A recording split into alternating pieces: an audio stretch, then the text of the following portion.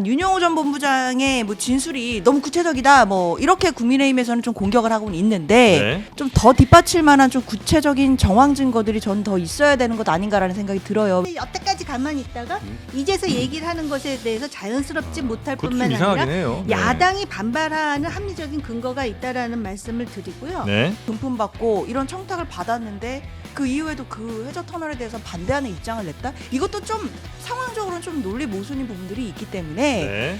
수사 결과를 좀 차분하게 보자라는 말씀 드립니다. 그리고 본인도 어쨌든 직을 내려놓고 수사에 당당히 임하겠다고 했으니까 그런 자세는 좀 높이 평가하고요. 네. 아직까지도 한국이 21세기에 뭐 민주주의의 모범국이라고 하는데 보면은 네. 다른 선진국들하고 좀 차이가 뭐냐면 이 돈 받은 얘기가 아직까지 나온다는 것이죠. 신뢰성 문제가 다 도마에 오르게 돼 있습니다. 근데 국민의힘에서는 우리만 억울하다 이러고 있는 거예요. 결국에 통일교 관련해서 그 겨 묻은 게 똥 묻은 게 돼버린 겁니다. 너나 나나. 한없이 가벼운 시사 토크쇼 장르만 여의도 12월 11일 목요일 순서 시작하겠습니다. 반갑습니다. 정영진이고요. 김건희 수사에서 시작된 통일교 수사 여기가 지금 정치권 전체로 또 번져 나가고 있고 여야가 다 굉장히 좀 당혹스러운 그런 상황인 것 같습니다. 장관 자리 내려놓은 분도 이미 생겼고요. 관련된 뉴스 포함해서 이야기 나눠주실 네 분 먼저 소개해드리도록 하겠습니다. 정호김 의원님, 전 의원님 나오셨고요. 어서 오십시오. 네, 안녕하세요. 네, 반갑습니다. 장현주 민주당 부대변인님. 안녕하세요. 네, 반갑습니다. 박원석 전 의원님도 오셨습니다. 네, 안녕하십니까? 네, 최윤경 기자가 정리해 주실 거고요. 네, 안녕하십니까. 혹시 여기 세 분은 뭐 어디 천정궁 간 적 없죠? 안 갔어요.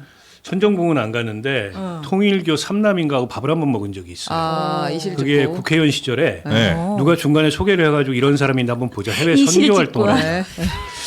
그래서 봤는데 통일교 삼남인가 그래요. 네. 뭐 통일교의 그 목회나 이런 게 하는 게 아니고 해외 선교 사업을 한다는데 그럼 굳이 왜 나를 보자 그랬을까? 지금 와서 해석하건데 제가 국회 기재위원이었어요. 예. 거기서 이제 ODA, EDCF라 해서 경제개발협력기금 맞아. 이거를 다뤄요.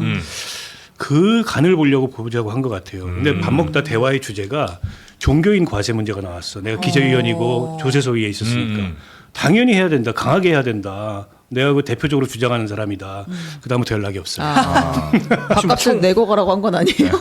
밥값도 내가 냈어. 기억 생각해 보니까. 그래요? 네. 아, 다행입니다. 네. 뭐 총 꺼내고 그런 건 없었죠. 그런 거 없었어요. 아, 총이 아니에요, 그쪽은. 아, 총이 삼남 아닌가요? 아니, 지금 말씀하신 삼남이 아마 그 글로벌 피스 재단의 거기 맞아요. 말하는 아, 건데. 그래요. 다른 분이 해외 선교 사업하는 사람. 아, 네. 그래요. 알겠습니다. 총주하는 사람 또 따로 있고요. 네, 그렇습니다. 여튼 왜냐면 저희가 전재수 장관을 모셨었어요. 지난주에 인터뷰했죠, 저희가. 지난주잖아요. 그러니까 네. 하자마자 아. 이틀인가 있다가 터진 거예요. 아니 저희가 난감합니다. 여기 방송이 징크스가 있구나. 그런 말씀하지 마세요. 열심히 하고 아니 있는데요. 갑자기 왜 김경률 그 뭐지? 회계사 마리 앙뚜아네트. 마리 앙뚜아네트. 이수정 교수 대파. 여러 이거는 계신 방송으로서는 좋은 거예요. 대박을 터트리는 거 아니에요? 에이. 뭔가 아니 근데 우리한테 와서 그 얘기를 하신 게 아니라 가신 다음에 그게 터져가지고 아주 난감합니다. 여기서 한 얘기가 아니에요? 아니 전재수 장관? 장관이요. 아 전재수 장관? 네. 나는 지금 마리 앙뚜아네트. 그건 그건 뭐. 여기서 한 얘기 맞습니다. 그 자리였습니다. 이게 저승사자 아닙니다. 자, 그러면 일단 그 소식부터 좀 들어가 보시죠. 네, 그 전재수 해수부 장관이 통일교로부터 금품을 수수했다는 의혹을 받고 오늘 오전 사의를 표명했습니다. 윤영호 전 통일교 세계본부장이 지난 8월입니다. 8월 특검팀 면담에서 2018년, 2019년 정도에 전재수 의원에게 현금 3천만 원 정도를 작은 박스에 담아서 전달을 했다. 전재수 의원이 거절을 했는데 복돈이 받아도 된다라고 이야기를 했고 그 뒤에 이를 받아갔다라고 이야기했습니다. 또 이제 한일 해저 터널 추진을 위해서 또 현금과 까르띠에 불가리 명품시계 2점을 건넸다라는 진술도 했다고 합니다. 전재수 장관은 오늘 그 출장에서 돌아오는 공항에서 사의를 표명하겠다고 했는데요. 요거 한번 들어보겠습니다. 네. 단호하게 명백하게 아주 강하게 이 의혹이 전혀 사실 무근이라는 말씀을 다시 한번 분명히 드리도록 하겠습니다. 해양수산부 장관의 직을 내려놓고 당당하게 응하는 것이 공직자로서의 처신이 아닌가 그렇게 생각을 합니다. 네. 일단 직을 내려놓고 당당하게 응하겠다. 전혀 사실이 아니다. 사실 무근이다. 이런 이야기를 했는데 보통 이제 이럴 때는 뭐 예를 들면 뭐 2번 정도는 내가 어디에서 뭐 만난 건 사실이나 뭐 금품을 수수한 사실은 전혀 없다라든지 예를 들면 뭐 정동영 장관 같은 경우 그렇게 아마 해명을 하는 것 같은데 그런 게 좀 더 구체적으로 해명이 있어야 되지 않을까 하는 생각이 들기는 하고요. 근데 전재수 장관이 민주당에서 또 지금 부산시장도 준비하고 있는 그런 분 아니겠습니까? 당연히 뭐 유력한 후보군이고요. 그리고 뭐 경쟁력도 있다라는 뭐 내부 판단도 있는 것 같고. 네. 뭐 그것도 그거지만 지금 해수부 장관으로서 해수부 이전 관련된 부분들이 지금 진행 중에 있거든요. 뭐 그런 부분들을 완성해서 부산을 이제 해양 도시의 중심으로 만들겠다라는 이제 로드맵이 분명하게 있고 그런 부분들이 잘 진행되던 중에 사실 이런 구설이 나오는 게 참 많이 마음이 안타깝죠. 네. 그리고 전재수 장관님, 뭐 전재수 의원님 뭐 아시는 분들은 아시지만 사실 또 민주당으로서는 좀 상대적으로 어려운 지역인데 그곳에서 부산에서 3선을 하고 2016년부터 3선을 했거든요. 네네네. 그리고 또 장관을 하면서 해수부 장관 하면서 지금 해수부 이전이라든지 뭐 해운회사 부산으로 이전이라든지 이제 이런 부분들을 진짜로 비전을 갖고 실천하던 중이었기 때문에 참 이런 상황인 게 안타깝다라는 생각은 일단 듭니다. 네. 다만 윤영호 전 본부장의 뭐 진술이 너무 구체적이다 뭐 이렇게 국민의힘에서는 좀 공격을 하고는 있는데 네. 일단 아직 보도된 거에 의하면 이 진술 뭐 그런 이 이야기들 말고 좀 더 뒷받칠 만한 좀 구체적인 정황 증거들이 전 더 있어야 되는 것 아닌가라는 생각이 들어요. 왜냐하면 일단 전재수 장관이 뭐 10원 한 장 받은 거 없다라고 지금 강하게 부인을 하고 있는 상황이기 때문에 네. 특히나 지금 뭐 윤영호 그러니까 통일교 쪽에서는 뭐 그 한일 해저 터널 뭐 이런 등등등의 청탁이 있었다는 취지잖아요. 그럼 만약에 이게 금품도 줬고 구체적인 청탁도 있으면 단순히 정치자금법 위반이 아니라 뇌물 혐의가 되거든요. 뇌물 혐의가 네. 훨씬 더 형이 더 크고 무겁죠. 그리고 공소시효도 더 길어집니다. 예. 그렇기 때문에 근데 뭐 한일 해저 터널? 근데 이 부분은 전재수 의원 시절에도 계속해서 이거 반대하고 이런 입장들이 나왔었던 것도 맞거든요. 이렇기 때문에 만약에 2018년 뭐 그 즈음에 뭐 금품 받고 이런 청탁을 받았는데 그 이후에도 그 해저 터널에 대해서 반대하는 입장을 냈다? 이것도 좀 상황적으로는 좀 논리 모순인 부분들이 있기 때문에 네. 일단 경찰 국수본에서 수사팀 꾸렸습니다. 일단 수사 결과를 좀 차분하게 보자라는 말씀드립니다. 네. 뇌물 혐의 성립이 될 거라고 특검은 판단을 했다는 거죠, 지금 전재수 장관에 대해서. 네, 그랬다고 합니다. 그 특검이 전재수 장관에게 정치자금법 위반이 아닌 뇌물 혐의 성립도 가능하다라고 보고 있었다고 하고요. 네. 이걸 11월쯤에 사건으로 별도 이제 이첩하려고 준비를 했다라고도 얘기가 나왔습니다. 네. 지금 의원들이 누구죠? 지금 전재수 장관 그다음에 임종성 임종성 전 전 의원. 정동영 통일부 장관, 네. 이종석 국가정보원장, 정진상 민주당 정무조정실장이 이름이 나왔고요. 네, 민주당 쪽이고. 네, 그리고 이제 김규환 전 미래통합당 의원, 나경원 의원 이렇게 이름이 나왔습니다. 나경원 의원 또 여기 또 등장을 하네요. 대략 뭐 간단하게만 어떤 의혹들이 있는지는 한번 얘기해 주시면 좋겠습니다. 근데 이게 지금 사실 네. 공개되지 않았어요. 그러니까 윤영호의 입에서 나온 이야기가 아닙니다. 네. 원래 재판에서 어제 이야기하겠다고 해서 정말 재판이 바글바글 문전성시를 이뤘다고는 하는데 거기서 이야기하지 않았어요. 대신 이제 특검에서 이런 진술이 나왔다는 걸 취재한 결과 이렇게 지금 얘기가 나온 거거든요. 그래서 네. 우리가 좀 확인할 수는 없는 상황인데 다들 이제 뭐 일단 정동영 장관 같은 경우는 한학도 총재를 만났다. 오늘 아침에 얘기를 했죠. 네, 천정궁을 갔었다. 네. 근데 이제 어디 갔다 오는 길에 잠깐 들러서 한번 돌아보고 천정궁에 있다가 차 한잔 하고 10분 정도 이야기하다 온 게 다다라고 일단 이야기를 하고 있고 금품은 내가 거절했다라고 이야기를 하고 있고요. 네. 한학자가 아니라면 윤영호를 만났다는 얘기였죠. 한학자 총재를 만났다는 의혹이 있었는데 예, 그러니까 정동영 장관이 이야기하기로는 윤영호 씨 한 번 만났고 네. 한 10분 정도 잠깐 차를 만난 마셨다. 것이고 이제 강원도 갔다가 오는 길에 뭐 거기 이제 뭐 관광 코스처럼도 돼 있는 모양이더라고요. 예, 그래서 예. 그 안을 둘러다 봤고 한 10분 정도 그 안에 있는 카페에서 윤영호 씨를 포함해서 만났다. 네. 이 정도 얘기를 아마 해명을 한 것 같습니다. 그 금품에 대해서 조금 구체적인 진술이 나왔던 거는 이제 네. 임종성 전 의원이 현금 수천만 원을 받은 것으로 지금 의혹이 제기된 상태고 김규환 전 미래통합당 의원이 또 2019년에 수천만 원을 받은 그런 의혹이 제기된 상태입니다. 네. 근데 이렇게 종교 단체로부터 뭐 아직은 이제 의혹 수준입니다만 이런 금품이라든지 뭐 이런 것들을 받는 경우가 종종 있습니까, 정치권에서? 아니 지금 예. 우리는 모르지만 지금 받아서 감옥에 들어가 있는 사람도 있고요. 그러다 보니까는 특히 종교 단체가 우리가 생각하는 그런 정통 종교가 아니라고 볼 수 있잖아요. 네. 이단이라고도 얘기하고요. 그래서 아마 자신들의 입지라든지 어떤 소위 교세 자신의 확장이라든지 뭐 이런 조직의 이해 때문에 네.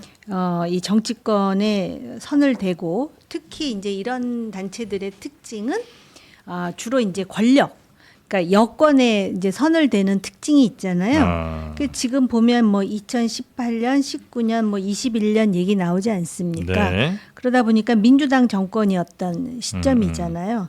그래서 사실은 저도 전재수 장관에 대해서는 개인적으로 잘 모르지만 가끔 이렇게 TV에 나와서 발언을 한다든가 할 때 다른 민주당 정치인들과는 좀 달리 합리적으로 말을 하고 또 지역구를 거의 뭐 발로 뛰다시피 부부가 그래서 굉장히 그 부산이라는 지역이 어려운 지역일 수 있는데. 어려운 지역일 수 있음에도 불구하고 천신만고 끝에 당선이 돼가지고 지금 굉장히 기반이 잘 닦여져 있는 네, 네, 네.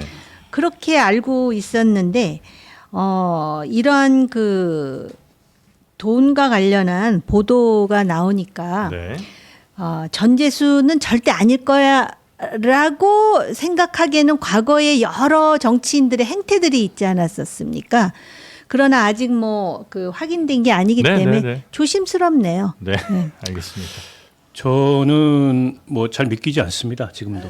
아, 그래요? 제가 왜 그러냐면 전재수 장관을 잘 알아요. 저보다 2년 후배고 우리가 예전에 어린 시절에 학생운동할 때부터 이렇게 만났던 후배인데 2년이 오래 있으시군요. 네, 어린 시절부터 전재수 장관은 약간 들성 부른 떡잎이었어요. 굉장히 반듯하고 또 성실하고 네.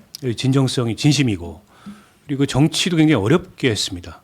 그러니까 국회의원 비서관부터 시작해서 정말 바닥에서부터 정치를 배웠고 노무현 대통령 비서로 들어가서 뭐 대통령실 거치고 부산에서 5번인가 떨어진 다음에 됐어요. 오전 6기인가 그렇습니다. 그래서 아주 어렸을 때부터 출마 정치를 시작을 했고 근데 처신이 굉장히 반듯하고 신중했기 때문에 저렇게 대놓고 발목 잡힐 일을 콧깰 일을 한마디로 했을까 싶은 생각이 여전히 있어요. 네네. 그러나 이제 의원님 말씀하셨듯이 저는 정치인을 안 믿지는 않는데 돈은 안 믿습니다. 그리고 많은 불법 정치 자금이나 뇌물 사건에서 저 사람이 설마 그랬을라고 하지만 그런 일들이 있었어요.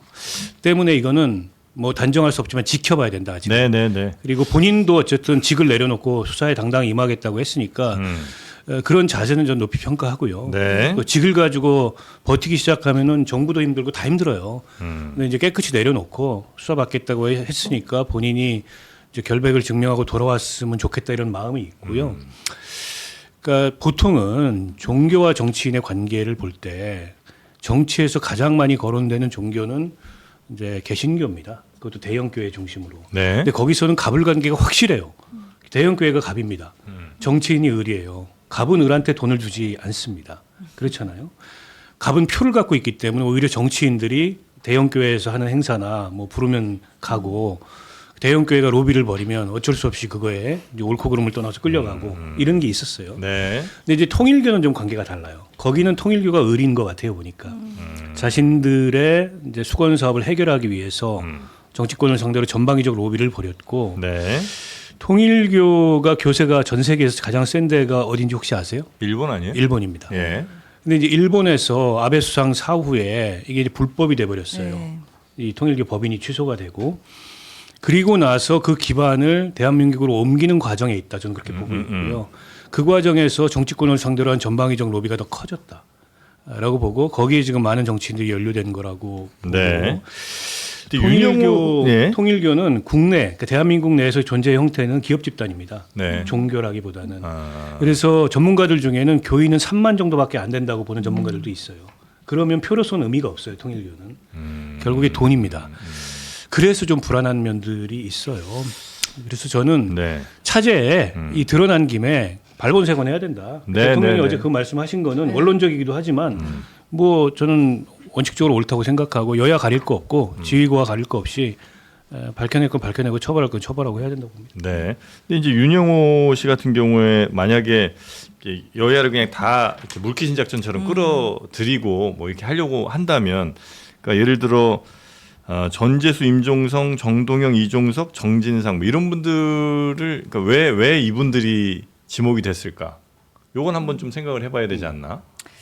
그래서 일단 윤영호 전 본부장이 어제 일단 결심이 있었고 네. 그 최후 진술하는 자리에서 실명을 얘기할 거다 뭐 이런 관측들이 있어서 많은 관심이 있었지만 어제 얘기는 하지는 않았어요. 네네. 그 얘기를 안 한 거를 두고도 여러 얘기가 나옵니다 또. 그래서 결국에는 뭐 실명을 말할 만한 뭐가 없는 것 아니겠냐 뭐 이런 얘기도 있고 또 한편에서는 뭐 압박받는 거 아니냐 뭐 이런 여러 가지 이야기들이 나오는데 사실은 만약에 정말 실체가 있는 거라면 네. 뭐 어제 결심 공판에서 얘기를 안 했다 하더라도 이제 국수본에서 수사팀을 마련했기 때문에 수사팀 꾸리고 제일 먼저 수사 누가 하겠어요. 당연히 윤 전 본부장 불러다가 이거 다시 들어볼 거 아닙니까? 네. 특검에서도 사건 기록을 이첩했으면 관련된 내용들이 지금 일단 증거가 언론 보도상으로 봤을 때는 윤 전 본부장의 진술이 좀 주요한 내용인 것 같아요. 그리고 뭐 추가적인 게 뭐 얼마큼 있는지까지는 아직 보도는 안 되고 있지만 저는 좀 더 확인이 돼야 되는 게 이 진술에 맞는 구체적인 부분들도 같이 확인이 돼야 돼요. 증거 같이 있어야 되겠죠. 그렇죠. 네. 그 뭐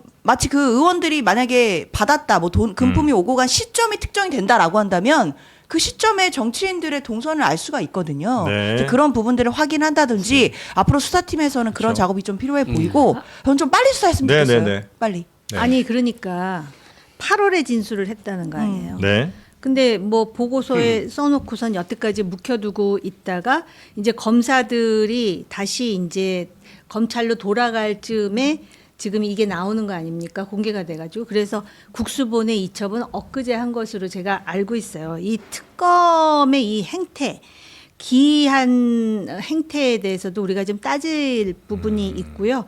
윤영호 이 사람이야 지금 이 민주당 사람들을 진술한 나름대로 개인적인 이유가 있겠죠. 자기가 이렇게 해가지고 물타기를 하면은 지금 민주당 정권이니까 이게 자기한테 유리할까 불리할까를 계산했겠지만 우리한테 중요한 거는 과연 지금 언급되고 있는 이 5사람들이 네.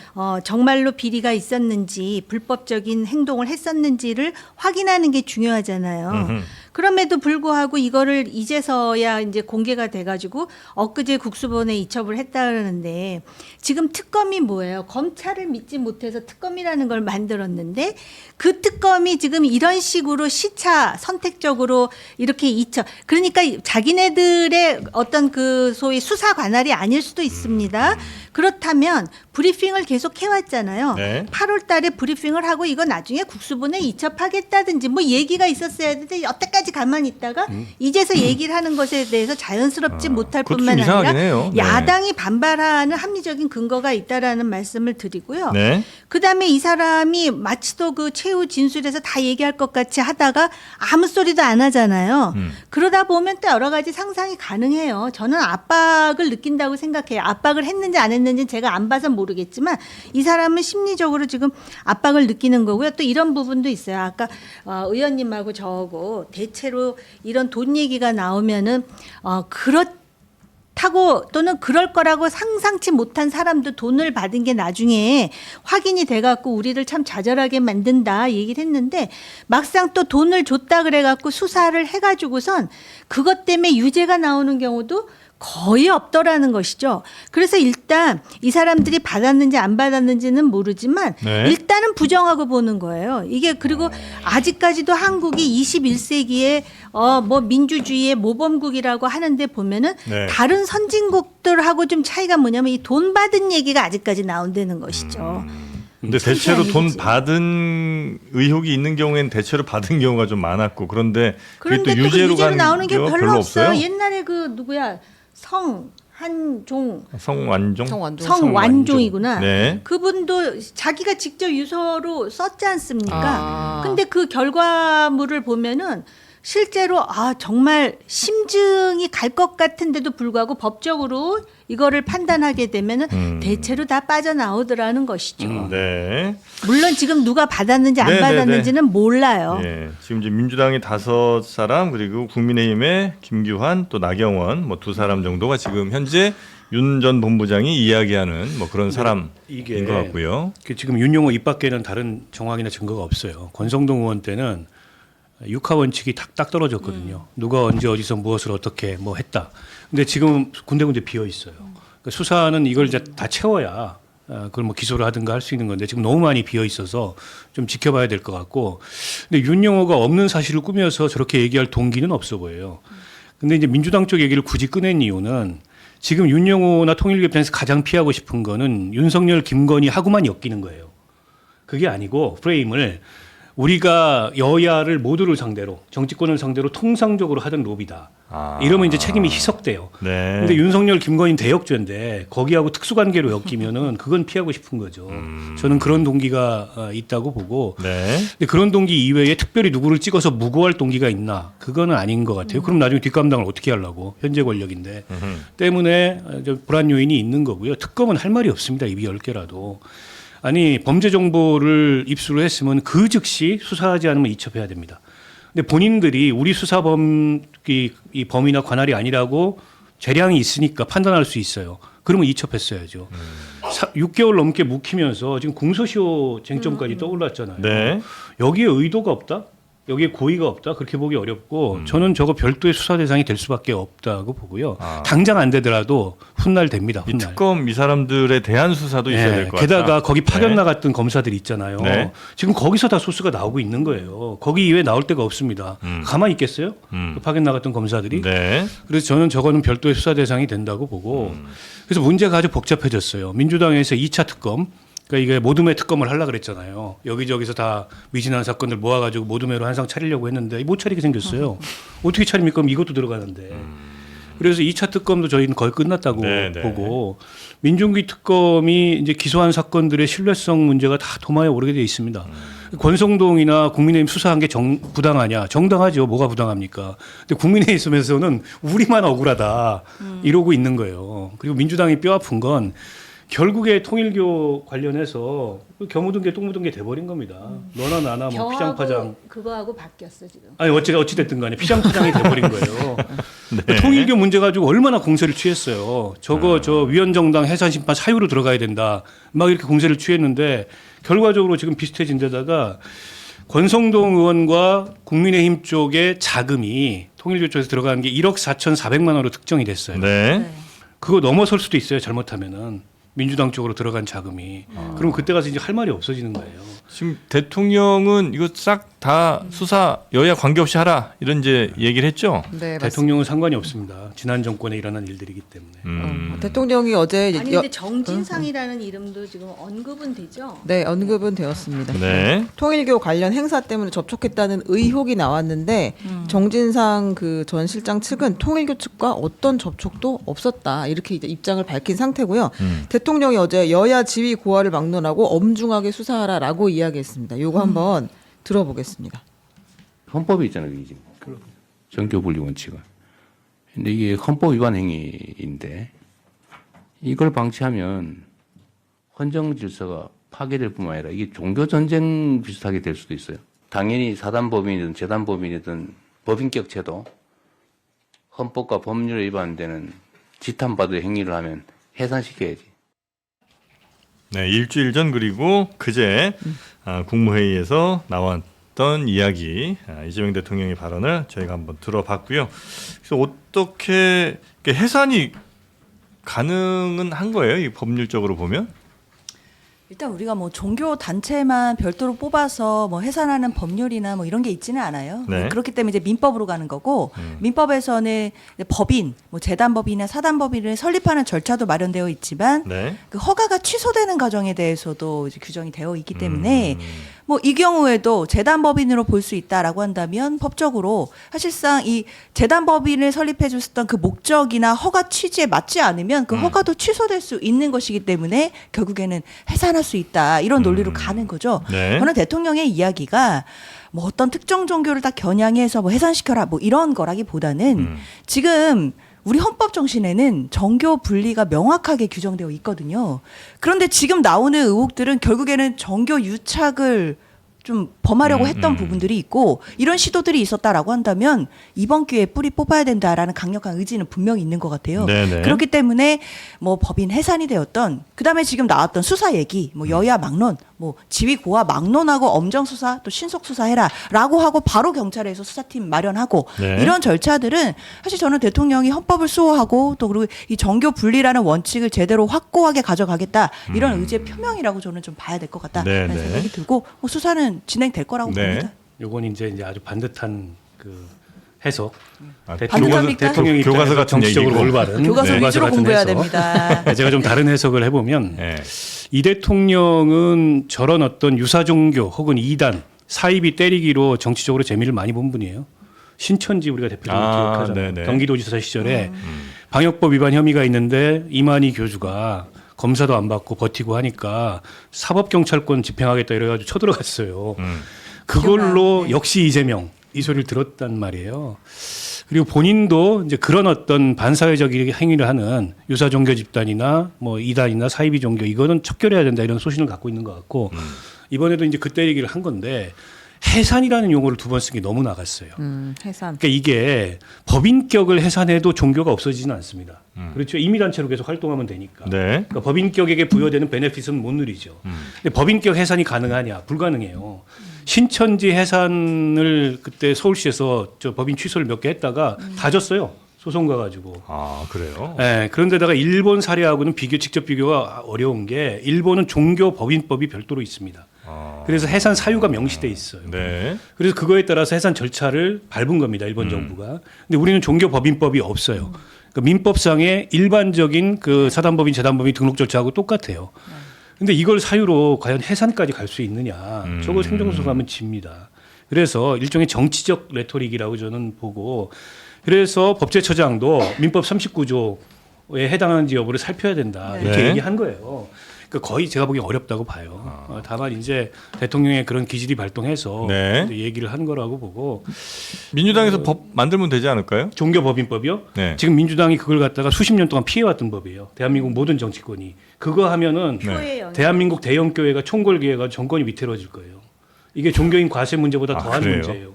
법으로 종교단체의 설립과 해산과 세금 부과 이걸 다 관리하겠다는 거거든. 네. 극도로 종교계에서 반대하는 법입니다. 아, 그래서 그래요? 전 그거 할 용기가 있는 정치인이 있다면 그 정치인과 함께 정치를 할 텐데 대한민국에 없을 거예요. 아 그래요. 아 그리고 이제 네. 헌법상 그 신앙의 자유가 보장이 되는 자유민주주의 체제 하이기 때문에 이게 비록 뭐 이단이라고는 하지만은 그렇게 쉽게 해산될 수 있는 현실인지에 대해서 좀 따질 필요가 있고요. 이 대통령이 국무회의를 통해서 지금은 이제 지지도가 꽤 높은 상황이기 때문에 이것뿐만이 아니라 또 상당히 뭐라 그럴까 아주 미시적인 그런 이제 지시 같은 것을 내리잖아요. 네. 논란이 있는 몇 가지 지시들이 그동안 있기는 있었어요. 근데 특히 이제 통일교와 관련해서 일주일 전 그리고 그저께 얘기를 했다 그러는데 그저께가 바로 국수본에 이 사건이 이첩된 시점이 아마 그제인 것으로 제가 알고 있거든요. 근데 아까 이제 그 특검에 대해서 잠깐 말씀을 드렸는데 그런 국수본에서 수사를 하면 이거는 과연 여야를 막론하고 정정당당 공정하게 수사가 이루어질 수 있겠느냐에 대한 회의감, 합리적인 회의감이 있는 게 사실이에요. 근데 이제 이렇게 여야를 막론하고라는 말을 안 할 수가 없죠. 왜냐하면은 일주일 전만 하더라도 이 통일교와 윤석열 전 정권과의 유착을 부각시키면서 해산하면서 상당히 이제 그것이 어떤 그 민심으로부터 소구력이 있다라고 판단했겠지만 지금은 상황이 좀 다르지 않습니까? 그러다 보니까는 오히려 그 통일교 2인자의 재판에 나름대로 뭐 입틀막을 하려고 그랬던 거 아니냐 별별 억측들이 다 나오는데요. 아무튼 지금 국수본으로 갔다는 자체에 대한 회의감에 더해서 과연 국수본이 이걸 계기로 해가지고 정말 공정하게 수사를 할 수 있을지에 대해서도 그동안의 그런 그 경찰의 행태로 볼 때 조심스럽지만 비관적이다 이렇게 말씀을 드리고 싶어요. 아니 요건 조금 오해가 있을 수 있는데 대통령이 통일교를 얘기한 적은 없어요. 네. 특정 종교라고만 얘기를 했습니다. 네네네네. 네. 예. 근데 어쩌면 척하면 알아들어야지. 아니 근데 우리 다 어쩌면 알아듣긴 한데 대형 사실관계는 교회들이 그렇던데. 그러니까 개신교나 뭐 기독교 쪽에 오히려 잘하면 좋아할 수 있을 것 같은 게 어쨌든 개신교를 없애지 못할 거고 해산시킬 수 있는 데가 신천지, JMS, 뭐 통일교 이런 데일 텐데 그러면 사실 개신교 입장에서는 그런 종교들 때문에 사실 피해가 많다고 생각하고 있잖아요. 많이 그렇죠. 뺏긴다고 생각하고 그러면 오히려 더 적극 지지할 수도 있지 않나? 물론 그런데 왜냐면은 예, 종교 내에서 해결할 문제지. 예. 종교를 법에 따라서 설립하도록 하고 종교단체를 그다음에 해산할 수 있는 장치도 두고 세금도 부과하고 관리하겠다는 거는 그 자체로 종교의 자유를 침해하는 거다. 이게 거의 모든 종교의 동일한 입장이기 때문에 네. 종교법인법 얘기 저도 사실은 왜 검토 안 해봤겠습니까? 옛날에 종교인 과세 얘기할 때. 근데 그때도 그러더라고요. 제가 진보정당 소속이었지만 그거 건들면 너 정치 못한다. 그래서 그거 쉽지 않아요. 대한민국에서. 네. 그래요. 알겠습니다. 자, 그러면 다음 뉴스로 좀 넘어가 볼까요? 네, 그 윤석열 전 대통령 오랜만에 또 봅니다. 어제 강서구청장에 이어서 이번에 당선인 시절에 똑같이 서초구청장에도 공천 개입을 했다. 아, 뭐 구청장까지 이렇게 바쁩니다. 바쁘다 바빠. 그 진짜 디테일하게 갔는데 이 서울시당위원장이던 박성중 의원의 지금 녹취가 JTBC를 통해 나오고 있잖아요. 예. 권성동을 통해서 전성수 그 공천하라라고 서초구청장. 서초구청장 예. 후보로 공천하라고 했는데 그걸 무시했더니 이제 직접 연락이 왔다라는 거거든요. 들어보겠습니다. 건성노예가 하루는 형님 또 봅시다. 아니 형님 하겠다. 봅시다. 그래서 그래 가서 하니까 전성수를 좀 해달라는 거야. 장재원 의원이 비서실장이요. 당선자가 이야기한다는 거야. 그러면 우리 지역은 내가 더 잘한다. 대통령이 직접 부르는 거예요. 딱 불러서 이야기하는 거예요. 다 보고가 다 됐어 벌써. 문제 있다. 또 한 번 당선자가 또 부르더라고. 결정했냐 그래서. 했으니까 그랬어. 그때는 해버렸어. 분위기 보니까 더 안 되겠다. 뭐 이 말만 들어서 무슨 얘기인지 잘 모를 수도 있는데 여튼 대통령이 이 전성수라는 사람을 내가 서초구민이니까 내가 더 잘한다 막 이러면서 강력하게 밀었던 것 같고 뭐 좀 다른 이견들에 대해서는 아이 됐고 하여튼 결정했냐? 됐지? 끝. 이렇게 아마 강력하게 푸시를 했다. 요 정도로 이해하면 되겠죠? 네. 그리고 네. 이 전성수 구청장은 후에도 이 충정을 드러냅니다. 윤석열 전 대통령이 파면돼가지고 아크로비스타로 복귀했을 때 마중 나가가지고 허리를 굽혀 인사를 했는데요. 그때 90도로 인사했다고 의회에서 뭐라고 하니까 그건 아니고 한 45도 정도 된 것 같습니다.라고 이야기하기도 했고 좋지 않을 때도 우리가 또 인간다운 정으로 가야지라는 이야기를 한 그런 인물입니다. 맞네요. 그때 기억이 나네. 근데 얼마 전에 한국일보 보도인가요?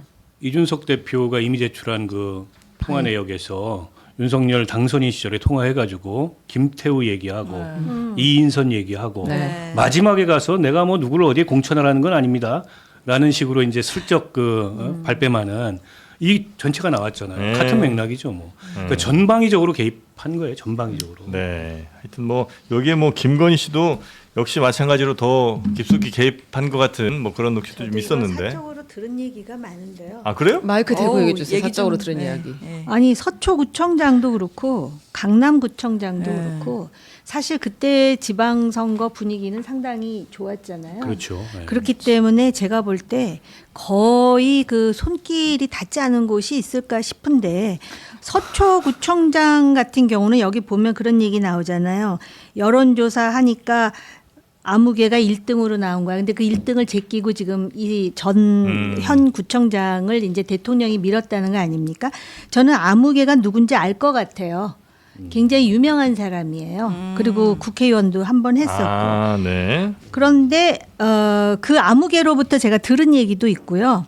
근데 뭐 들은 얘기를 이 방송을 통해서 하는 건 그렇지만 아무튼 그때 그래가지고 유명이니까 대략만 좀 컨셉만 얘기해 주신다면? 아니 그래서 본인은 상당히 자신감이 있었는데 네. 그리고 사실은 이 윤핵관하고도 잘 지냈는데. 알고 그랬었는데 그 위에서 내려오는 거는 어쩔 수가 없더라라는 식의 얘기를 한번 한 적이 있었고 강남구도요. 강남구청장이 당선되는 과정에 참 여러 가지 얘기가 있어요. 그리고 이제 그 제가 확인할 수는 없어요. 들은 얘기이기 때문에. 네네네. 그리고 여기에 그 부인 얘기가 좀 나오죠. 늘. 부인이라는 게 김건희 씨. 김건희 씨. 예, 그러니까 뭐 총선 정도도 아니고 그냥 지방선거 구청장, 물론 이제 서울 수도권이니까 좀 더 잘 봤을 수는 있겠습니다만 구청장 선거에도 공천에 상당한 영향을 직접 간접적으로 한 것 같다. 그러니까 아주 그게 그들의 아마 일상사였던 것 같습니다. 아, 어디에 네. 누구하고 어디에 누구하고 또 뭐 이제 본인들한테 충성심을 보이는 사람들이 아무래도 좀 고와 보이지 않겠습니까? 이건 상당히 그때도 혀를 끌끌 차면서 들은 기억이 있어요. 근데 들은 거니까 얼마나 정확한지는 네. 제가 잘 모릅니다. 근데 그런 것들이 뭐 공짜는 아닐 거 아니에요. 어떤 식으로든 그렇죠. 뭐가 됐든 대가가 있을 텐데 아니 충성이든 뭐지 뭐 로저 돈이든. 비비의 백이라도 보내고 그래. 네. 근데 뭐 일반화하면 안 되겠지만. 네. 네. 여튼 굉장히 다양한 케이스들이 좀 있는 것 같다. 네. 근데 일단 박성주 전 의원은 일단 이 녹취록의 내용이 사석에서 이야기한 수준 뭐 실제 사실과 다르다 뭐 이렇게는 일단은 해명을 하는 것 같은데 일단 이 녹취록이 이 수사기관 관점에서 보면요. 이 녹취록이 진정성이 있는지 아닌지는 대화 시점도 굉장히 중요하고 대화를 나눈 상대방이 좀 중요해요. 네. 근데 지금 일단 녹취에는 박성준 의원 얘기만 들리니까 뭐 누구랑 뭐 이야기를 했던 건지 그리고 이 시점이 만약에 시점상 봤을 때 굳이 이런 얘기를 뭐 꾸며내서 할 만한 시점이 아니다. 뭐 동기가 없다라고 한다면 좀 진정성 있게 보는 부분들이 있고 네. 또 대화의 상대방 같은 경우에도 뭐 본인이 굳이 이런 얘기를 없는 얘기를 뭐 만들어낼 상대방이 아니다라고 한다면 좀 진정성 있게 보는 게 있거든요. 그러니까 이 녹취도 만약에 수사기관이 갖고 있다라고 한다면 당연히 이 권한을 사적으로 유용한 부분과 관련해서는 좀 수사가 이루어져야 될 것 같고 마치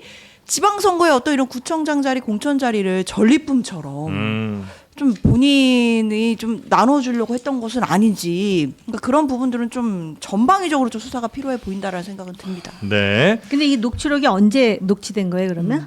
그런 얘기는 없던데요. 네. 보도에. 뭐 박성중 네. 최근에 녹취요? 나온 건가요? 아, 뭐 보도는 보도는- 최근에 된 거고요. 네. 이게 근데, 언제 녹음됐는지 녹음 시점은 정확하게 안 나 있습니다. 그 당시에 하진 않았을 거 아니에요. 그 이후겠죠, 당연히. 그렇겠죠, 이제 당연히. 압박을 받은 이후. 네.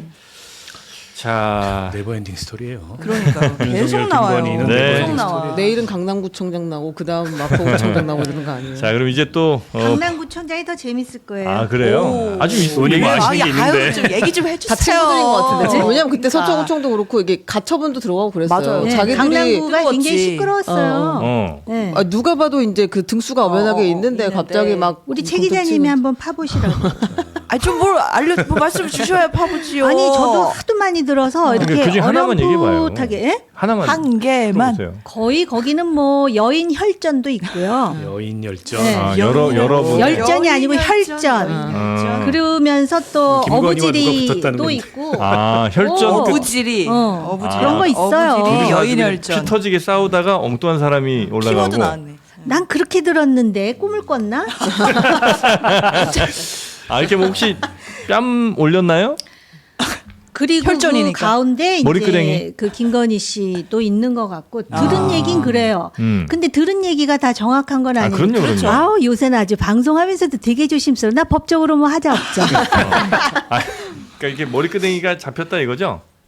거의 뭐 마음속으로는 머리채만 잡았겠어요. 알겠습니다.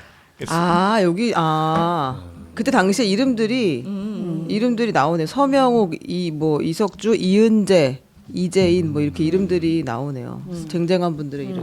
이윤재 네. 사퇴하세요 그분이? 네, 맞아요. 네, 맞아요. 네, 네, 네. 사퇴 요정. 네. 알겠습니다. 자 그리고 법원 쪽에 또 발작보는 눌린 분들이 있죠. 김용현 변호인들은 이 재판 사실 처음부터 끝까지 보면 보는 내내 놀라움을 금할 수 없는 진짜 개판 재판인데 근데 김용현 변호인들이 조희대 대법원장의 입건 이야기를 갑자기 꺼냈습니다. 사법부가 위기에 놓였다. 뭐 이런 이야기를 했는데요. 이제 가치가 없으니까 우리가 그냥 무시하고 넘어가겠습니다. 네. 근데 이제 그 김용현 재판에서 그 합참에 있던 그 방첩사 장교가 하나 나오는데 이제 가명으로 지금 증언을 했어요. 이렇게 차패 막을 치고서 했는데 이 현직 중령이 어떤 상황이 있었냐? 그 계엄 실패한 이후에 해제된 이후에 윤석열 전 대통령이 다시 합참을 왔을 때 네. 짧은 시간 동안 화를 내고 지시를 하고 나갔다. 근데 그 자리에 있어서 그 지시를 받아쳐서 공유했다고 하는 그 중령이 나왔습니다. 그래서 어떤 이야기를 들었냐? 자기는 핑계라는 단어가 기억이 나고 핑계 그리고 그러게 잡으라고 했잖아요라는 문장이 기억나고 다시 걸면 된다 이런 이야기를 들었다. 그래서 그걸 들었을 땐 정말 돌이킬 수 없는 강을 넘어가는구나라고 생각했습니다.라고 아마 이게 사람이 그러니까 의원들 못 잡은 걸 그게 지금 핑계라고 되냐 이제 뭐 이런 얘기인 거죠. 네, 이야기를 해요. 그런데 이제 그 짧은 시간에 이걸 들은 내용을 자기가 타이핑해서 공유했다는 거예요. 지시사항이라고 생각하고. 근데 이제 김용현 측 변호인이 뭐라고 얘기하냐면 그걸 대통령이 30초 안에 왔다 갔는데 그걸 타이핑해가지고 공유하는 게 가능하기나 하냐. 네가 상상으로 쓴 거 아니냐. 네, 이런 너 지금 거죠. 거짓말하고 있는 거 아니야? 네. 이렇게 이야기했습니다. 그래서 그 자리에서 직접 쳤습니다. 30초 안에 써봐 이렇게 했는데 쓴 거죠. 썼다고 합니다. 한번 들어볼까요? 네. 그 스탑워치를 가지고 한번 해볼게요. 그걸 핑계라고 돼요? 사전에 잡으라고 했잖아요. 다시 걸면 된다는 내용 한번 타이핑 한번 해주시겠습니까? 그러니까요. 이거 뭐 절반 지금 15초 정도밖에 안 되는데요. 뭐 예. 실체했더니 30초가 아니라 네. 15초면 하더라. 그렇게 말한 지기현 판사도 웃기고 뒤에서 진짜 쳤는지를 확인하는 김용현 측 변호사도 진짜 황당한 상황이었는데요. 예. 그래서 이 중령이 증언을 마칠 때 군인의 제복은 권력이 아닌 국민의 방패다라고 생각한다고 했는데 네. 방청석에서 윤석열 지지자들이 비웃는 그런 상황도 연출이 아니 됐습니다. 근데 그 가명은 왜 박수박으로 한 거예요? 그냥 그것까지는 모르겠습니다. 아니 뭐 여러 이름이 있을 텐데 박수박 중령 여튼 15초 만에 다 끝낸 타이핑을 끝낸 상황. 그리고 김용현 변호인들은 매우 이해할 수 없는 행동들을 계속해서 이어가고 있다는 얘기까지. 근데 이렇게 자꾸만 재판이 그래 뭐 필요하면 스탑워치도 갖고 와서 뭐 이렇게 입증해보고 증명해보고 해볼 수는 있겠죠. 그런데 전체적으로 지금 재판이 이게 내란 관련된 재판이라니까요. 우리가 잊으면 안 돼요. 네. 근데 왜 자꾸 이 내란 관련된 재판정이 희화화되는 모습들이 일어나는지, 그리고 지금 증인이 나와서 국민의 방패다 이런 무거운 얘기를 던지는데 방청석에서 비웃는 소리가 나고 이런 거를 왜 법정에서 제재하지 않는지. 물론 이제 재판이 항상 뭐 무겁고 무섭고 뭐 재판장이 호통치고 이러라는 얘기는 아니지만 적어도 우리가 법정 그리고 사법부를 존중하고 그리고 이 내란 재판이란 이 재판 과정을 존중한다라는 의미에서 재판부가 좀 권위 있고 좀 엄정한 모습을 보여줘야 되는 것 아닌가. 사건의 성격도 좀 한번 생각을 해야 되는 그럼요. 거고요. 내란입니다. 다른 것도 아니고. 아니 그러니까 내란 전담 재판부 논의가 여러모로 위헌 논란도 있고 무리하다. 근데 이런 객관적인 판단이 있잖아요. 네. 근데 지기현 그 판사가 재판 소송 지휘를 하는 걸 보면 아유 저래 가지고 저 재판 되겠어? 깜짝이야. 내란 전담 재판부 해야 되는 거 아니야? 이런 네, 생각이 네, 네. 안 들 수가 없어요. 네.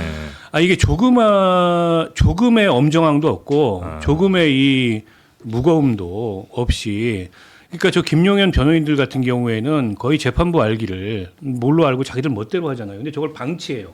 어떤 경고도 안 하고. 그래서 저는 너무 답답하고 저런 걸 보고 있으면 사법이라는 거는요.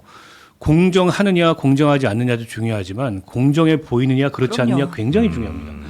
이렇게 사법부가 불신받고 있는데 지기현 판사의 저런 재판 진행 태도가 사법부에 대한 불신을 가중시키고 있잖아요. 오죽하면 법관 대표자 회의나 아니면 법원장 회의에서도 이 내란 재판의 엄중함에 대해서 자기들 스스로도 이 자성하는 그런 목소리가 나왔겠어요. 근데 저분은 왜 저렇게 독특한 캐릭터인지 모르겠는데 그러니까 국민들이 굉장히 불안한 거예요. 저래가지고 만약에 공소기각이라도 내려버리면 어떡할까. 뭐 이런 불안감이 지금 드는 거잖아요. 그래서 저는 이제 뭐 거의 너무 많이 왔어요. 이제 와가지고 재판부 교체하기도 어렵고, 이제 와서 기피 신청하기도 어렵고, 이제 와서 내란 전담 재판부를 구성해서 1심까지 포함하면 또 걱정되는 거는 직위원 판사가 이제 와서 거기다 토스해버리면 어떡하나. 그것도 걱정돼요. 그러면 소송 한 6개월 더 걸릴 거예요. 네. 그래서 여러모로 지금 많이 꼬여 있는데 아무튼 직위원 재판부 마지막이라도 저런 모습 보이면 안 돼요. 네. 제가 이제 그 재판 과정을 네. 너무 흥미로운 부분이 있어서 웬만하면 좀 보는데요. 윤석열 전 대통령의 전략은 확고한 것 같아요. 내가 선포는 했지만 구체적으로 그 소위 친위 내란에 해당되는 그런 내용을 지시한 바가 없다라고 이제 우겨대는 것 같아요. 변호사들도 이제 그런 입장으로. 그러다 보니까는 이제 여인형 방첩 사령관이라든지 자칫하면 자기네들이 덤태미를 쓰게 생겨가지고 지금 여인형 같은 경우는 지금 약간 심적인 갈등 상황인 것 같고요. 그다음에 그 특전사 사령관은 그냥 이실직고예요. 있는 그대로 다 얘기를 하고 홍장원 증인도 마찬가지잖아요. 근데 여기서 제일 중구난방이고 지금 앞뒤 생각이 없는 경우가 김용현 본인과 변호인들의 그 변호인들을 보면 대한민국에 저런 변호사들도 있구나 그러면서 이제 그 방청객들이 호응하는 거 때문에 일종의 어떤 그 뒤틀린 영웅 심리 같은 것도 작동하는 게 아닌가 그런 생각이 들 정도거든요. 그러니까 네. 기본적으로 이 의식이 상당히 이렇게 완고해요. 의식 자체가 법리로 얘기를 하는 게 아니에요. 변호인들도. 근데 이제 직위원 재판부에 대해서 저도 굉장히 비판적인 입장인데 네. 보면은 재판 진행하는 거 보면은 다른 재판부와 달리 우선 권위는 없잖아요. 예? 그냥 막 이렇게 거의 권위는 포기했죠. 유튜브 언더블럭인가? 유키즈 언더블럭이구나. 유키즈. 뭐예요? 유키즈 언더블럭. 유퀴즈 온더블럭. 유키즈 유재석 유퀴즈. 씨가 진행하는 뭘 얘기하고 싶으신 건데요? 프로그램. 사회자 같이 부드럽게 예능 프로 재판을, 사회자처럼 진행을 하는데 네, 맞아요. 그런데 그 직위원의 그 진행 스타일은 그런데 제가 볼 때 직위원이 이 사람들을 그렇다 그래갖고 무죄를 제가 이렇게 속단하는 것도 조심스럽긴 하지만 과거의 그런 어떤 구속 취소의 그 어떤 전력 때문에 사람들이 굉장히 의심을 하고 있지만 제가 볼 때 그 진행하는 과정에서 꼼꼼하게 자기가 지금 따질 거는 따져가면서 예를 든다면은 이제 그 녹음을 하는 것도 네, 그렇고 네, 네. 그 따진다라는 거는 말은 부드럽게 하지만 그렇다 해서 이 사람이 선고까지도 우리가 직위원에 대해서 가지고 있는 그 편견 그대로 할 거라고 생각하지 보이지는 말자. 않아요. 저 개인적으로는. 네. 뭐 그건 결과는 봐야 되겠죠. 의원님 사과하셔야 될 것 같아요. 유퀴즈 팬들이 지금 난리 났습니다. 유시민이란다. 유재석한테 어디 갖다 대냐고 지금 직위원을 지금 난리 나는데. 사과할게요. 넘어가 볼까요? 네. 네, 자, 그 국민의힘 아주 국민의힘이 괜찮은 워딩 하나 나온 것 같은데요. 국회 앞 천막 농성에 돌입을 했습니다. 네. 되게 뜬금없는데 몰랐어요. 이 준비하는 줄을. 천막 농성을 시작했는데 민주당의 8대 악법에 맞서 총력 투쟁을 하겠다라고 이야기를 했습니다.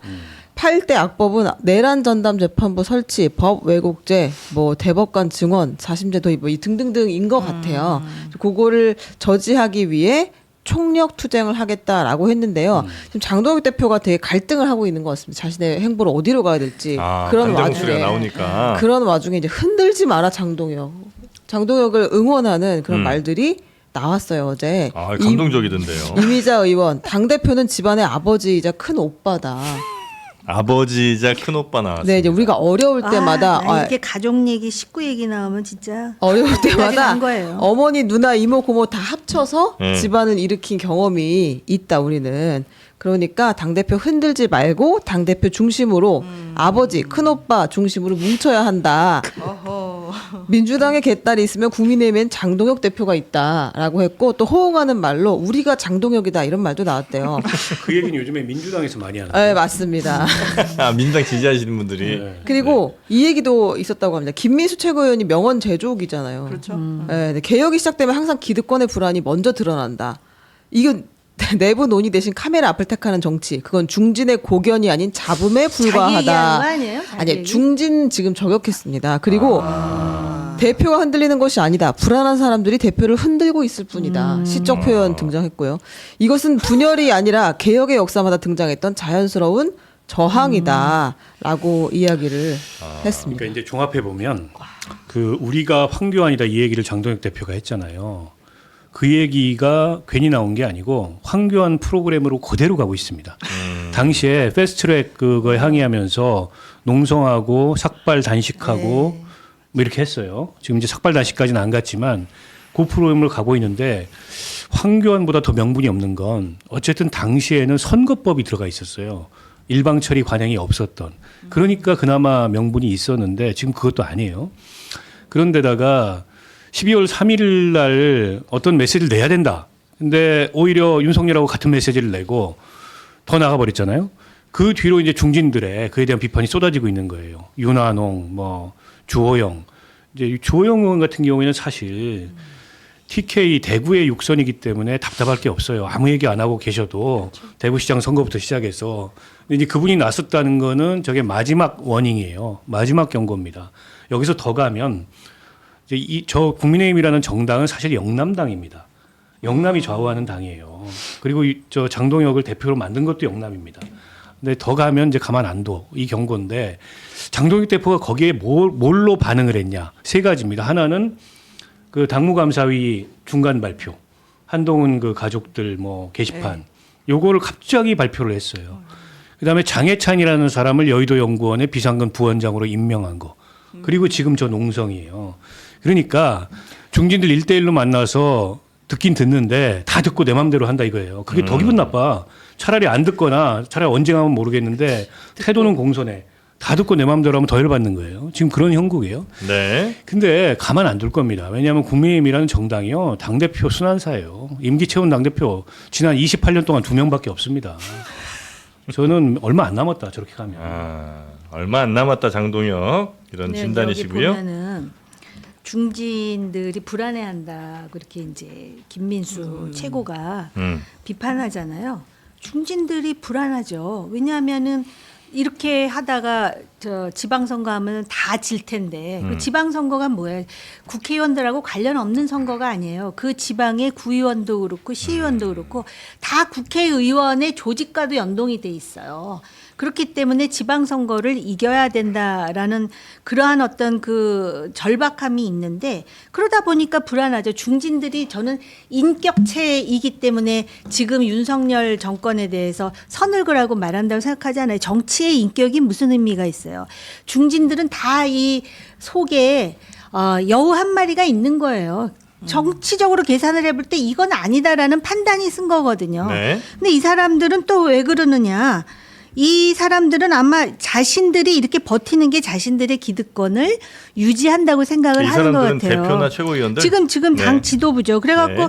어저께인가 뭐 의원이 나와가지고 그 지금 의원님을 포함해서 지금 이제 장동혁 체제가 무너질 거라고 말하는 사람들은 그렇게 말해야 재미있어 하니까 그런다라는 식으로 자기네들끼리 막 그 자기 최면 비슷하게 그 정신무장을 하는 것 같은데 다른 거보다도 지지율이 안 나오잖아요. 네. 그리고 지방선거가 비관적이면 여기서 그 소위 급변환을 해야 되는데 이걸 안 하고 그다음에 이 이미자 뭐 오빠 어머니 누나 다 찾았는데 저는 이분의 발언 중에서 2023년에 그 영부인이랑 밥 먹으면서 한 말이 너무 기억이 나서 뭐였죠? 제가 찾아봤어요. 또 나중에 논란이 될까봐. 네.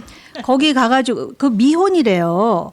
이미자 의원이 네, 미혼인데 네. 이상형이 누구냐 그랬더니 다정다감하고 집안일 잘하는 윤 대통령 같은 사람이 이상형이라고 말해서 화기애애한 분위기를 만들었던 사람이 바로 이 이미자 의원이라는데 그때 듣고도 하도 그 기억이 나서 지금 제가 또 한 번 말씀을 드리는데 이거는 당에 대한 충성심도 아니고 보수의 가치도 아니에요. 이런 식의 의식 구조는. 그러니까 가족에 대한 굉장히 강한 열망이 좀 있는 모양이네요.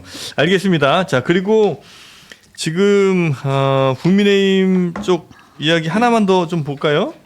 국민의힘 이야기요. 예, 그 한동훈 네. 국민의힘 당무감사위가 한동훈 전 대표 당원 게시판 중간 조사 결과를 발표한 것을 두고 네. 친한계가 인격 유린이라면서 반발을 했습니다. 했습니다. 자녀 실명까지 다 낸 건 제정신이 아닌 것이다. 요 관련해서는 저희가 잠시 후에 또 박정훈 의원 네. 친한 게 나오니까 그거 여쭤보도록 하고 네. 그다음에 오늘은 요거 꼭 좀 전해드리면 어떨까 싶은데 그 세관 마약 네. 예, 요거는 어떻게 됐습니까 지금? 그 서울 동부지검의 검경 합동 수사단이 세관 직원 마약 밀수 연루 의혹 관련해서 사실무근이라는 수사 결과를 발표했습니다. 그런데 이제 의혹을 네. 처음부터 제기했던 그 백혜룡 경정은 합수단을 향해서 다시 압수수색 영장을 신청하면서 반발했습니다. 그러니까 이문정 동부지검장 그리고 백혜룡 경정이 좀 부딪히는 모양새인 거잖아요. 그렇습니다. 그러니까 이문정 지검장은 보니까 이거 별거 없더라는 거고 백혜룡 경정은 무슨 소리냐 이게 뭐 어마어마한 규모의 또 어마어마한 그 정부 기관들이 다 연루된 뭐 이런 거다라고 이제 보고 계신 것 같은데. 네, 근데 동부지검에서 내놓은 거는 이제 자료가 하나 있는데 네. 그 마약 운반책들을 데리고 백경정 수사팀이 당시에 이제 인천공항에서 현장 조사를 할 때 운반책인 말레이시아 사람들이 자기 나라 말로 야 솔직하게 말하지 말고 그냥 연기해 이러면서 서로 대화를 하는 장면이 있어요. 네. 그거를 내놓으면서 허위 진술을 여러 차례 해왔다. 그러니까 이걸 믿고 더 나갈 수는 없다라는 취지로 이제 무혐의 결론을 내린 그런 상황입니다. 네. 여기에 대해서는 혹시 어떻게 보세요? 저 개인적인 생각인데요. 네. 우리가 이렇게 좀 치료가 필요하다 이렇게 생각이 들어요. 누구를 치료? 아픈 것 같아. 이 정도 되면 이건 너무 집착 아니에요? 이문정이 누구예요? 이문정 검사는 그 이재명 정권하고 뗄래야 뗄 수가 없는 사람인데 이 사람이 합수단을 통해 가지고 수사 결과를 낸 거 아닙니까? 무혐의로. 네. 그런데 지금 이 백혜룡 경정은 계속해서 지금 자기 주장을 하고 있잖아요. 네. 이게 만약에 이문정 검사장이 아니고 소위 좀 뭐랄까 중립적이거나 아니면은 보수 친윤 우파의 의심받는, 네. 그런 사람이라면 벌써 이거 가지고 뭐 난리도 아니었을 것 같거든요. 그래서 이게 이재명 대통령의 깊은 속뜻이 있었던 건가 아니면은 대통령 자체도 소위 그 자기 지지층 중에 뭐 유튜버의 견해를 보고 완전히 백혜룡이면 뭔가를 찾아낼 거라고 믿어서 이렇게 한 것인지 지금 이거는요 세간에서 볼 때 이건 굉장히 웃음거리밖에 안 되는 상황이 만들어졌다 이렇게 생각해요. 사실 민주당 지지하시는 분들 사이에서도 이제 두 분을 굉장히 좋아하는 분들이 많았잖아요. 그렇죠. 예, 이문정 검사 역시 백혜룡 경정 역시. 근데 지금 이렇게 상황이 되니까 조금 애매해진 것 같아요. 약간 결과가 좀 당혹스럽기는 하죠. 네. 그리고 일단 이문정 검사장이 뭐 느낌 추측과 사실을 구별하라고 충고했다. 사실 이 말은 굉장히 좀 센 얘기이기는 합니다. 그러니까 결국에는 이 수사가 팩트로 이루어진 게 아니라 그냥 추측 아니었냐라는 것을 얘기하는 것이기 때문에 뭐 임 지검장 입장에서는 이 사안에 대해서 나름대로 좀 강력하게 얘기를 한 것으로 보이고 네. 근데 그에 비해 지금 백 경장 같은 경우에는 계속해서 이 부분에 대해서 문제 제기를 하고 있거든요. 네. 그렇지 않다라고 하면서 계속해서 자기가 자료를 낼 거고 뭐 영장 청구도 하겠다라고는 하고 있는데 사실 경찰 단계에서는 영장을 신청할 수 있고 그걸 이제 검찰이 청구를 해줘야 되는 상황이기 때문에 이게 영장이 제대로 나오고 이런 절차로는 가지는 않을 것 같고 그럼 계속 이렇게 논란만 반복이 될 수는 있다라는 생각이 들거든요. 근데 이런 모습들이 저는 결국에는 최종적으로는 이재명 대통령에게 부담이 될 수밖에 없는 상황이기 때문에 좀 이런 부분들은 너무 시끄럽게 갈등 양상이 나오지 않게 내부적으로 좀 조율이 좀 돼야 될 필요가 있지 않겠나. 좀 조율이 부담이 될 거다 대통령에게도. 근데 저는 이 문제 좀 심각하다고 보는데요. 이 문제가. 예, 현직 경찰입니다. 예. 근데 저분이 어쨌든 본인이 마약 단속 과정에서 큰 성과를 냈어요. 네. 거기까지 좋았습니다. 근데 거기서 더 나가서 세관 직원들이 관세청까지 조직적으로 다 결탁됐고 급기야는 윤석열 김건희 부부가 내란 자금 내란자금. 5조 원 마련을 위해서 마약 사업을 했는데 거기에 국정원부터 다 관련이 돼 있다 경찰까지 네네네. 이 주장을 했는데 그 주장을 누가 받아서 키웠냐 소위 말하는 이제 이 유튜버들이 받아서 키운 겁니다. 그 뉴스공장부터 시작해서 여러 방송들에 나가면서 그런 얘기를 막 부풀렸고 여권 지지층이 막 환호하면서 이따만하게 커진 거예요. 근데 이제 그게 아니라는 증거들이 나오는데 그게 맞다는 증거를 못 냈어요 이 사람이. 특히 이제 뭐 윤석열 김건희 부부 이 얘기부터는. 근데 이번에 합수단 수사를 통해서 당시에 마약 사범들이 뭐 말하자면 거짓말 해가지고 사태가 여기까지 왔는데 여전히 본인은 그게 아니라고 얘기하지만 그 증거를 못 내요. 근데 대통령이 저는 선회하자면 EJ 한 거라고 봐요. 오랑캐를 잡은 겁니다. 아니면 대통령조차도 막 위협을 받았으니까 뭐 이재명 대통령이 이걸 덮고 있다. 뭐 이재명이 수박이다. 이런 얘기 들으니까 그럼 네가 한번 해봐. 이렇게 해가지고 이제 증명한 거예요. 여기서 만약에 백혜령 경장이 더 나가면 징계해야 됩니다. 공권력에 속해 있는 사람이 저렇게 자기 멋대로 자기 안중에 경찰청장도 없고 검찰이라는 조직도 없고 뭣도 없고 이렇게 제멋대로 나가는데 그걸 방치한다? 제도 증거 제시하지 네, 못하면서. 앞으로도 그럼 그렇게 방치할 거예요? 이 국가공무원인 사람이 저런 얘기를 하는 거를. 네. 그래서 더 근거도 없이 저렇게 나가면은 직위해제하고 징계해야 된다고 저는 봐요. 네. 자, 백혜령 경정 뭐 저희 방송에도 출연을 했었었는데 백혜령 경정 그리고 이문정 검사, 이문정 지검장 두 사람의 충돌 상당히 그리고 워딩이 아주 둘 다 강합니다. 맞습니다. 그 백혜령 경정은 이문정 지검장이 검찰 게이트와 한편이다. 내가 청구한 인천세관 압수수색 영장이 반려될 경우에 공개 수사를 검토하겠다. 네. 뭐 이렇게 이야기하기도 본인이 갖고 있는 증거 자료는 뭐예요, 그러면? 그걸까지는 없어요. 모르겠는데 그렇습니다. 그리고 이제 이문정 동부지검장도 사실은 진짜 은은하게 비판을 세게 세겠죠. 했어요. 네. 그러니까 뭐 아니 이문정 검사장이 누굽니까? 대표적으로 검찰 조직 내 부적응자 아니에요. 그러니까요. 정성호 장관마저도 이 검찰에 포획돼 있다 이렇게 비판을 했던 사람이요. 네. 그 사람한테 검찰 게이트의 한편이라고 얘기하는 게 이게 말이 되냐고요. 그러니까 자, 여튼 요거는 앞으로도 갈등은 조금 더 지속될 조금 것 있을 것 같은 같습니다. 네. 느낌이 있고요.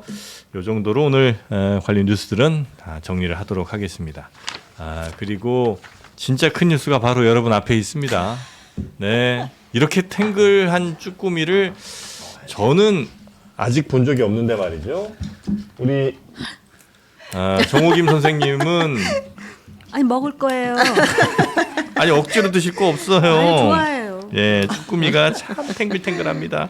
네, 보통 저희가 자신 있게 파는 거잖아요. 그렇죠, 그렇죠. 저희 베스트셀러 제품입니다. 왜냐하면 아무리 맛있어요. 진짜 네. 맛있어요. 식당 가서 먹어도 이렇게 탱글하고 맛있는 이 수분감이 충분한 이런 쭈꾸미 잘 안 나오거든요. 네, 근데 탱글 쭈꾸미 저희가 몇 번, 한 3-4번 아마 소개를 해드린 것 같은데 그때마다 다 품절입니다. 예, 이건 뭐 무조건이에요. 예, 지금 쭈꾸미 아이고 어머니. 선생님 무슨 어머니. 일입니까? 아니 그게 아니라 약 먹을 시간이에요. 약은 드십시오, 선배님. 약은 드셔도 됩니다. 글쎄 말이야. 약은 드셔야죠. 약은 드셔야지. 이게 또 오해 받으실 수 있어요. 좀 아까까지 마약 수사 얘기했는데. 자, 하여튼 쭈꾸미가 진짜 약입니다. 예. 이게 또 드셔야지 약도 먹으니까 네, 맞아요. 건강에 먹으면 안 돼요. 여기 얼마냐? 한 팩 600g인데 600g이 12,000원 꼴 정도 됩니다. 네, 그러니까 요 정도. 너무 급하게 먹었다. 우리 최은경 진짜 기자님 얼큰하네요. 좀 부탁드리겠습니다. 진짜 맛있죠. 제가 네. 이거를 엄청 얼큰해. 손님 접대를 3번을 했어요, 이걸로. 근데 이제 요거 한 팩이 있으면 양배추랑 이제 맞아요. 그 양파. 양파랑 같이 채소를 먼저 볶고 양념이랑 나머지를 다 넣어가지고 한꺼번에 볶으면 아주 짧게 조리가 끝나는데 쭈꾸미가 별도로 옵니다, 이렇게. 양념 따로, 쭈꾸미 따로, 떡 따로 와요. 아 밀키트구나. 네, 그래서 쭈꾸미를 바로 이렇게 뭐 가볍게 밀가루나 이렇게 씻어가지고 쉽게 만들 수 있고요. 그리고 진짜 맛있습니다. 탱글탱글하고 양도 적지가 않아서. 야, 이거 참 방송용으로 적절한지 모르겠는데 술안주로 진짜 맛있어요. 술안주 좋습니다. 네. 요즘에 식당에서 먹으면 무조건 1인분에 뭐 한 2만 원, 아유, 15,000원, 2만 원 다 무조건 하죠. 근데 이게 그러나 조리가 어려운 거 아니에요? 어렵지 않죠. 어렵지 않아요. 네, 우리 최은경 아무나 기자 해도 해봐. 이렇게 탱글하게 그냥 된다고 넣어가지고. 아유, 우리 PD 뭐 라면만 끓일 줄 아는 애가 이거 하여오는 거예요. 너무 오래만 안 볶으시면 돼요. 이거 네, 뭐 5분에서 오래- 6분 그치. 정도만 하시면. 오, 너무 오래 하면 난 찔겨. 요즘 부작용인지 모르겠는데 네. 술 얘기를 하면 윤석열이 떠올라 자동적으로. 아니, 그 왜 그런지 당연한 겁니다. 모르겠어. 당연한 거. 연관 검색어처럼. 파블로프의 윤석열입니다. 네, 그래서 저희가 요거 한 9인분 정도 되는 거를 35,900원 그리고 15인분 정도 되는 양은 총 5팩인데 요거를 58,900원에 특가 이벤트 하고 있으니까 뭐 손님 같은 거 오실 때 진짜 좋은 얘기네요. 그죠? 손님 오실 때 딱히 뭐 하기가 좀 애매한데 네, 그럴 때 쭈꾸미 내놓으시면 술 같이 안주하시기도 좋고 밥 비벼 드셔도 아주 맛있습니다. 닭갈비도 함께 판매하고 있으니까요. 같이 사시면 반찬 걱정은 여기서 끝 나겠습니다. 자, 끝으로 우리 정우김 의원님 어떻게 저 맛 평가 한번 부탁드려도 될까요? 워낙 이제 거짓말 못 하시고 입이 고급이시라 이분이 안 된다 그러면 뭐 저희는 안 하겠습니다. 아니요, 맛있어요. 네. 그 아까 우리 최 기자님 말씀하셨듯이 네. 양배추, 그치. 양파, 아, 양배추. 그다음에 그 파프리카, 깻잎, 이런 거 좀- 깻잎. 깻잎이 있어야 깻잎. 돼요. 예. 아, 깻잎이 깻잎. 들어가야 되나? 고구마 좀 넣을까요? 고구마도 고구마는 좋고요. 맛있다. 예. 고구마? 왜? 고구마 또 용납이 안 되시는군요. 그건 또 아닌가 보네요. 아무튼 소주 한잔 하고 싶은 맛이에요. 맛있습니다. 자, 좋습니다. 대한민국 유일 원물 따로 양념 따로 포장하는 제품. 네, 맛있는 탱글 쭈꾸미 많이들 들여가시고요. 세 분은 여기서 보내드리고 다음 주에 뵙겠습니다. 고맙습니다. 고맙습니다.